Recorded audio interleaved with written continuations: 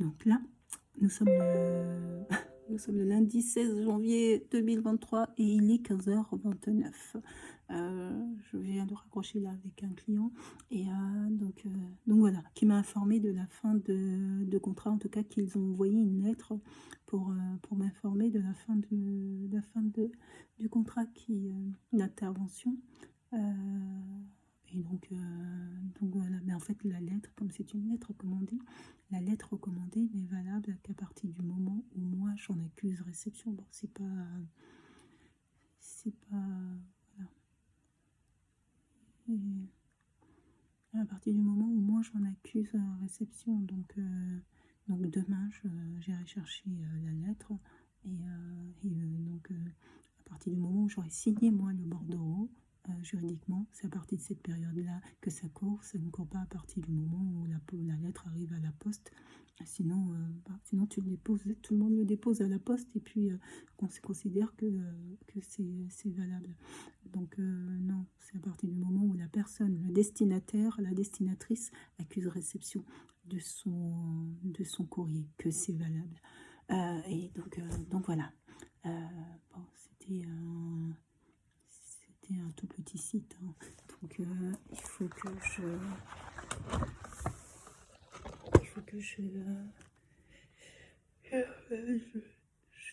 donc bon, il m'a expliqué que le format ne correspondait pas à leur institution. Je prends l'argument sans même à commenter. C'est même pas nécessaire. C'est même pas nécessaire de commenter.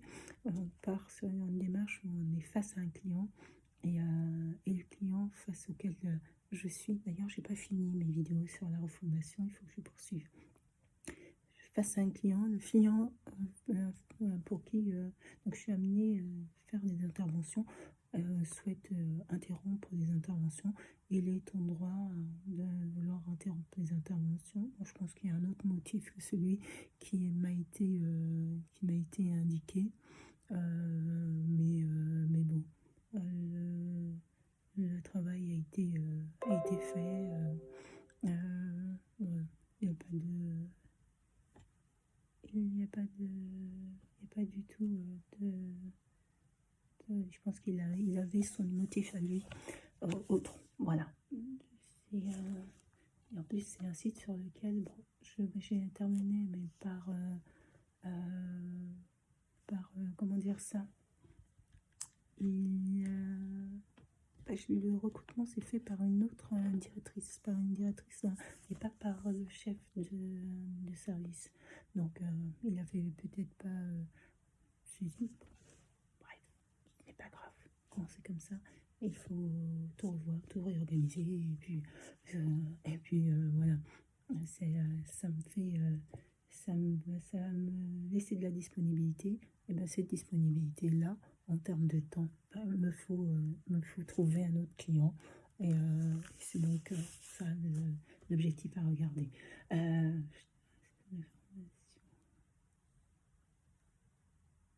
Saurais-tu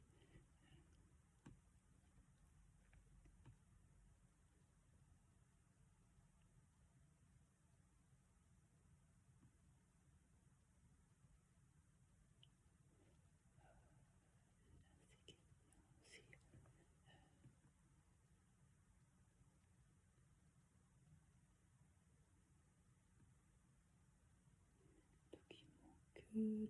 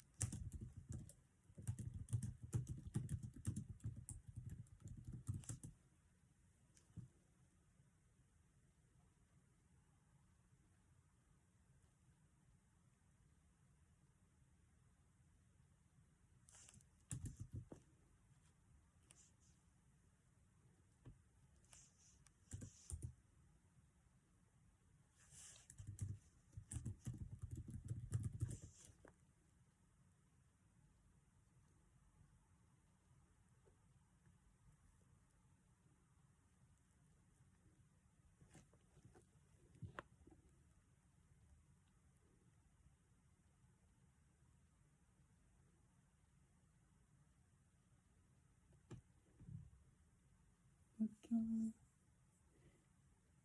après, bon, généralement, non, les clients sont assez bienveillants. C'est-à-dire quand ils mettent un service d'action sociale, c'est véritablement pour que la situation des personnes s'améliore.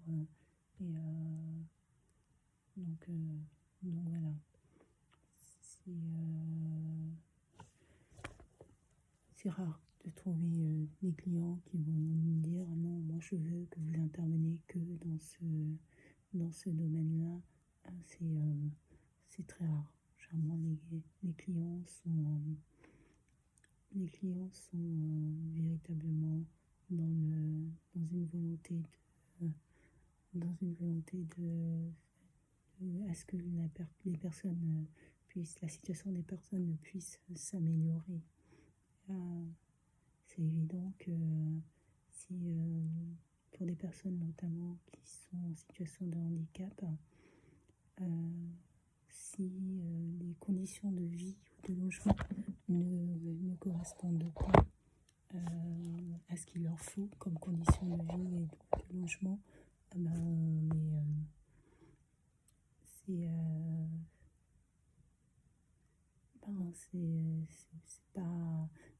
ne va pas être favorable pour leur état de santé. Donc voilà.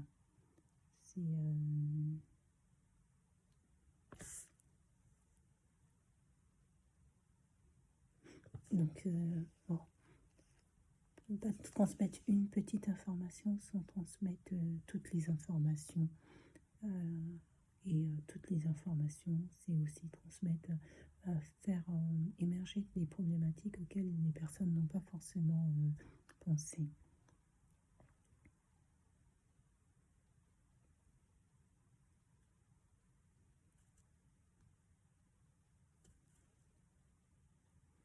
Auxquelles les personnes n'ont pas forcément pensé.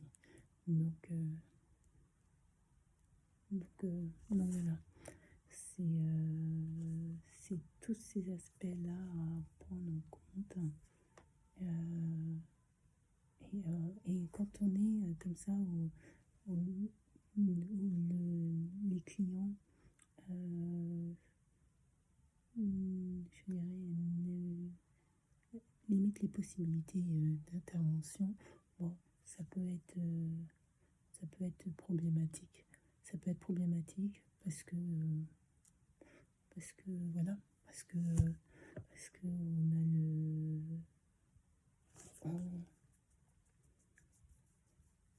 que bah, honnêtement, dans ce cas-là, moi, quand j'ai un dossier, je finis ce dossier. Hein. Je finis ce dossier, il n'y a pas de souci.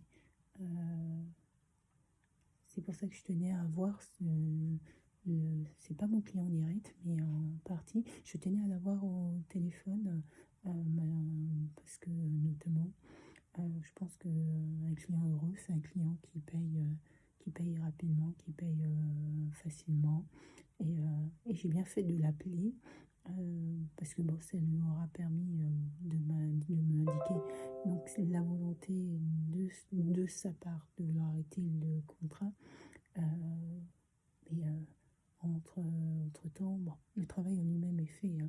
Donc le client en l'occurrence, comme il est passé par un intermédiaire, on n'a jamais eu l'occasion de pouvoir échanger de manière directe. Après, voilà, c'est pas pour moi, c'est pas problématique puisque je mène les accompagnements pour des personnes. Donc après, avec des objectifs, au niveau de l'institution, c'est la mission qui est transmise par l'institution, je la connais, donc voilà. Donc le numéro de téléphone, c'est étonnant parce que j'ai essayé d'appeler, ça fonctionnait pas. Et puis là, bon, il m'a transmis le numéro et puis ça a fonctionné. Et pourtant, moi, je l'ai aussi le numéro de téléphone.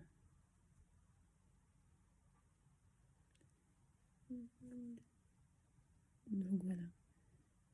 C'est pas...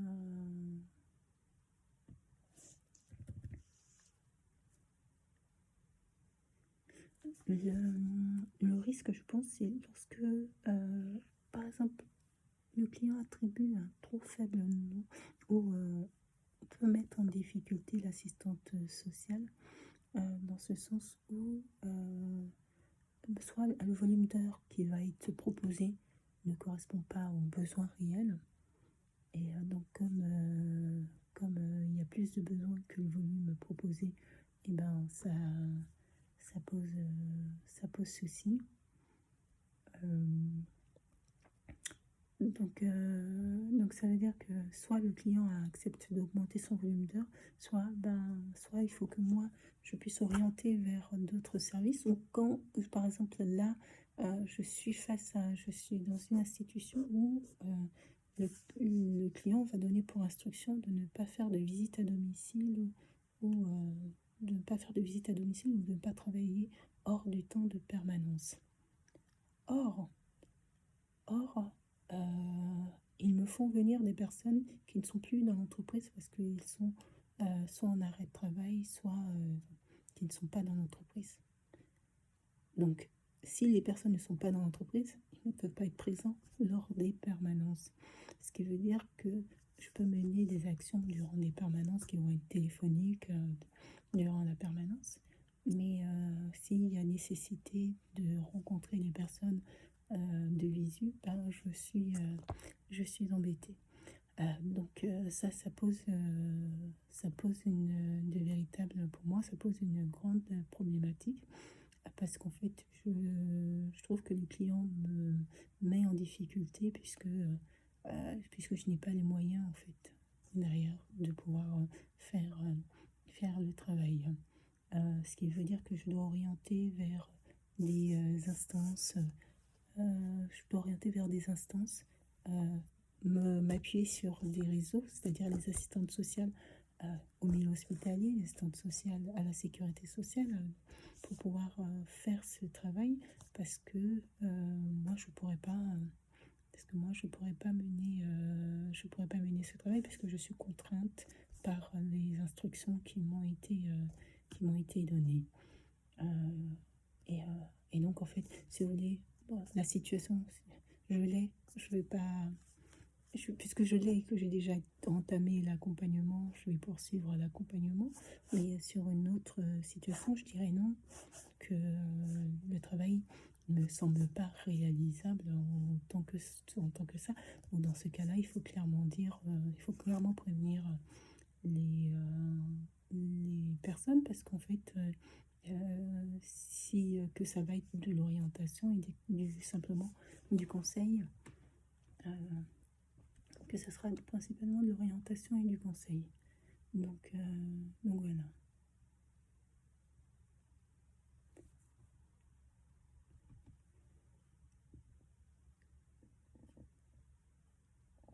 Voilà. Je vais passer là maintenant. J'ai presque terminé sur celui-ci. Parce que je lui parle de paiement, il me dit oui, mais vous allez être payé, on n'est pas une république bananière. Je n'ai rien dit qu'il pouvait amener à une telle réflexion, simplement lui indiquer que les factures ne sont pas réglées, et qu'ils doivent régler les factures. C'est bien, voilà. Le travail se fait parce que il faut se déplacer, il faut passer du temps sur les dossiers et tout. Donc voilà. Et c'est pas un site sur lequel on m'a donné beaucoup de dossiers à gérer, hein. Donc bon, voilà, c'est pas. Donc ça va être simplement de prévenir les familles, mais peut-être les familles le sont déjà en fait informées.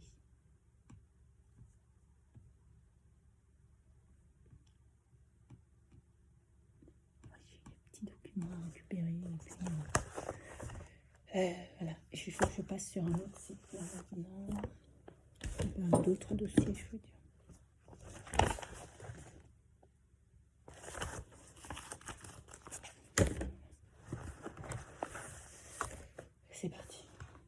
C'est parti, c'est parti, c'est parti. Euh,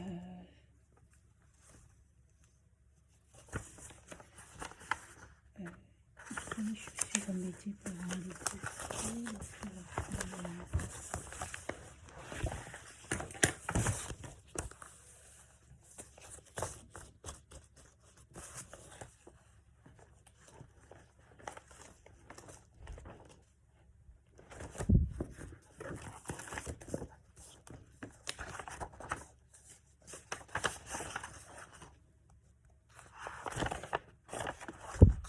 Voilà.